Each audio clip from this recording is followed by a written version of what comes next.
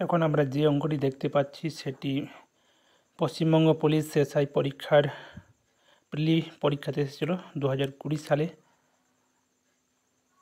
তো অঙ্কটা আমরা প্রথমে পড়ে নিই। প্ল্যাটফর্মে দাঁড়িয়ে এক ব্যক্তি দেখে যে একটি এক্সপ্রেস ট্রেন তাকে 15 সেকেন্ডে অতিক্রম করে। যদি এক্সপ্রেস ট্রেনটির গতিবেগ 60 কিমি প্রতি ঘন্টা হয় তবে ট্রেনটির দৈর্ঘ্য কত? গতিবেগটা দেওয়া আছে 60 কিমি প্রতি ঘন্টা, এটাকে মিটার পার সেকেন্ডে কনভার্ট করতে হবে। মিটার পার সেকেন্ডে কনভার্ট করতে হলে এটাকে 5/18 দিয়ে গুণ করতে হবে। তো এখানে কাটাকাটি যাবে, 6 দিয়ে 1760 এবং 318। এখানে গতিবেগ হয়ে যাবে 50/3 মিটার পার সেকেন্ড। আবার বলা আছে ট্রেনটির দৈর্ঘ্য নির্ণয় করতে হবে। তো ট্রেনটি 15 সেকেন্ডে যে দূরত্ব অতিক্রম করবে সেটাই হবে ট্রেনের দৈর্ঘ্য। অতএব ট্রেনের দৈর্ঘ্য